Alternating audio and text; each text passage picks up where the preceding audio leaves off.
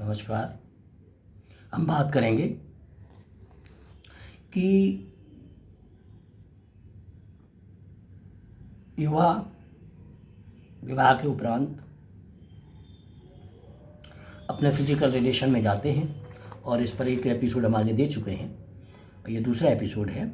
और उसके बाद वो अपनी कल्पनाएं करते हैं कि फ़िज़िकली हमको बहुत स्ट्रांग होना चाहिए, हमारे जो स्टैंडिंग पावर है बहुत ज़्यादा होना चाहिए, लेकिन वो सब चीज़ें उस मामले में इतना काउंट नहीं करती हैं। अगली जनरेशन को लाने के लिए आपके फिज़िकली और केमिकली दोनों रूप से फिट हों, यही दोनों जोड़े के दोनों के लिए ज़रूरी है। फीमेल पार्टनर और मेल पार्टनर दोनों के लिए ज़रूरी है कि वो अपने शारीरिक स्वास्थ्य में अपने फिज़िकल हेल्थ और केमिकल हेल्थ दोनों ही फिट होनी चाहिए। ऐसा नहीं है कि फ़िज़िकल हेल्थ अगर आप कभी कभी ओवर एक्ट कर जाते हैं और ओवर एक्ट करने में उन दोनों के पार्ट्स में भी कभी कभी चोट मार लेते हैं और उससे होता क्या है, ब्लीडिंग होने लगती है। और ये नेचुरल प्रक्रिया है, सहवास की प्रक्रिया बिल्कुल नेचुरल है। इसको आप आर्टिफिशियल बना करके अपने शरीर की फिजिकल स्टेट और केमिकल स्टेट दोनों को बिगाड़ लेते हैं।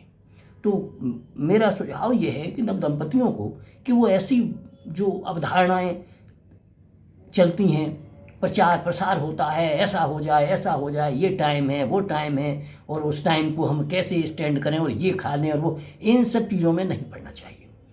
नेचुरल प्रक्रिया को समझने के लिए आप जो है गूगल पर जाएं, कहीं भी जाएं और उसकी नेचुरल प्रक्रिया को समझें कि फिजिकल रिलेशन केवल इसलिए है कि स्पर्म को ओवम से मिला दिया जाए, और मिलने के बाद भी अगर उसमें केमिकली डिफेक्ट है तो फिर हमें नई जनरेशन का जो है ना आगाज़ नहीं हो पाता, नई जनरेशन आगे नहीं बढ़ पाती।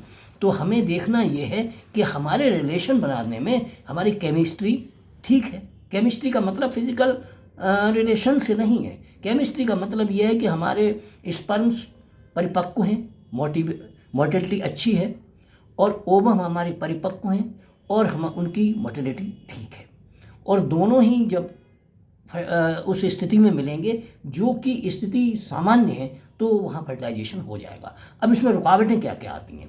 रुकावटें एक ही है। रुकावटें एक तो ये है कि हमारे यहाँ कभी कभी ये कहते हैं कि भाई हमारा जो डिस्चार्ज का टाइम है बहुत ज़्यादा कम है, बहुत ज़्यादा होना चाहिए, और ऐसा है वैसा। ऐसा नहीं है। नेचुरली भगवान ने हमारे शरीर की हर अंग को नेचर ने ऐसे बनाया है कि वो अपने टाइम पर अपना पार्ट प्ले करे, और बाहरी वातावरण जो है वो उसे प्रोत्साहित करता है। लेकिन अगर हम आर्टिफिशियली उस चीज़ को ज़्यादा करेंगे तो ब्लड आना मुनासिब है। आपके पेनिस में, आपके मूत्र नली में ब्लड आ जाता है, कारण कि जो इमेच्योर स्पर्मेटोजोआ हैं वो आ जाएंगे, और अति उत्तेजना में वहाँ से ज़्यादा तो वो सारा का सारा सिस्टम वास्ट होकर के वहाँ से ब्लीडिंग होने लगती है। ये आपकी अतिबाध्यता है। दूसरे कई ड्रग लेने लगते हैं, कई दवाइयाँ ऐसी आती हैं कि वो स्टैंडिंग टाइम बढ़ा देंगे, वो ऐसा कर देंगे, वो वैसा कर देंगे। ये सब भ्रांतियाँ हैं। इन भ्रांतियों से बाहर निकलें और अपनी मानसिक और शारीरिक और आपकी जो साइकोलॉजिकल स्टेज है उसको देखें। साइकोलॉजिकल स्टेज अगर आपकी पहले से बिगाड़ दिया आपने कि टाइम इतना होता है, ऐसा होता है, युवा जानते नहीं हैं, और वो उसको खोजें और समझें कि ये सब चीज़ नेचर ने हमें गिफ्ट दी है और नेचर उसको एडजस्ट करती है। लेकिन अगर आप उसमें व्यवधान करेंगे तो हमेशा के लिए आपकी वो एनर्जी चली जाएगी। तो इसलिए जो भी ऐसी चीज़ें हैं जो ब्लड सर्कुलेशन बढ़ा देती हैं, स्टैंडिंग का टाइम बढ़ा देती हैं हमारे सहवास के अंदर, वो चीज़ें गलत हैं, केमिस्ट्री बिगाड़ देती हैं। आपको अपने शरीर को सुरक्षित रखना है फिजिकली और केमिकली, तो इन चीज़ों से बिल्कुल अलग रहें। दूसरी चीज़ है हमारी साइकोलॉजी इसमें बहुत काम करती है। हमारे दृश्य जो वातावरण है उसको हम सुधारें, क्योंकि वो जब हमारा ठीक होगा, संतुलित होगा, तो हमारे शरीर के अंग प्रत्यंग सही समय पर आपके साथ काम करेंगे, और आप अगर उन्हें केमिकल से बिगाड़ेंगे तो वो ठीक नहीं होंगे, वो आपको धोखा देंगे। इसलिए मेरा कहना यह है कि सहवास में आप अपनी पत्नी के साथ अगर आप सहवास में जाते हैं और वहाँ पर कोई अननेचुरल फैक्ट अगर आप अपनाते हैं, केमिकल लेते हैं, तो वो सारी नेचुरल प्रक्रिया बिगड़ जाती है। दूसरे अगर भ्रांतियों के रूप में आकर के आपने अपने माइंड मेकअप कर लिया है अगर कोई प्रायोरिटी के तौर पे, तो वो भी आपको डिस्टर्ब करेगा।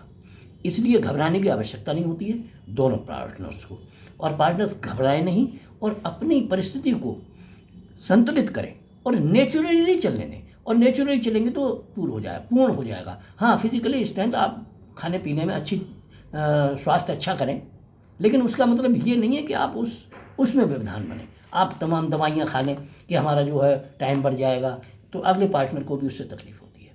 वो चाहे मेल करे चाहे फीमेल करे, दोनों के लिए ये जो है ना वो हार्मफुल है।